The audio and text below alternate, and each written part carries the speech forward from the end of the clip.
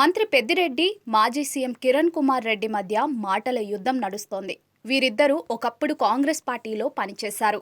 ఇప్పుడు పెద్దిరెడ్డి వైసీపీలో ఉన్నారు. కిరణ్ కుమార్ రెడ్డి బీజేపీలో పనిచేస్తున్నారు. అయితే ఇద్దరు ఎన్నికల్లో పోటీ చేస్తున్నారు. ఈ నేపథ్యంలో ఇద్దరి మధ్య మాట పెరిగి పాత విషయాలు బయటపెట్టుకుంటూ పరస్పరం పరువు తీసుకుంటున్నారు. సోనియా గాంధీ కాళ్లు పట్టుకుని కిరణ్ కుమార్ రెడ్డి సీఎం అయ్యారని ఎన్నికల ప్రచారంలో మంత్రి పెద్దిరెడ్డి వ్యాఖ్యానించారు. దీంతో కిరణ్ కుమార్ రెడ్డి సీరియస్ అయ్యారు. తాను ఆత్మాభిమానాన్ని తాకట్టు పెట్టనని చెప్పారు. డీసీసీ అధ్యక్ష పదవి కోసం పెద్దిరెడ్డి తన కాళ్లు పట్టుకున్నారని తెలిపారు.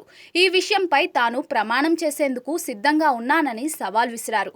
సవాల్ను స్వీకరించి తన కాళ్లు పట్టుకోలేదని మంత్రి పెద్దిరెడ్డి ప్రమాణం చేస్తారా అని ఛాలెంజ్ చేశారు.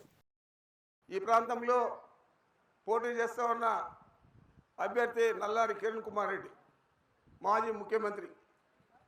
మాకంతా ఆ అర్హత ఉన్నా కానీ మేము కాలేకపోయాం. ఎందుకంటే మేము పోయి రాత్రుల్లో కాళ్ళు పట్టుకొని అట్లా చేసే పరిస్థితి నాకు చేత కాదు కాబట్టి. మరి ఏం చేశాడు ఆయన?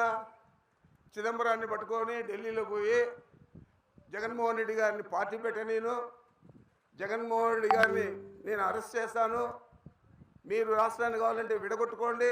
నేను చెప్పకూడదు అనుకున్నాను, ఆయన్ను చెప్పకూడదు అనుకున్నాను.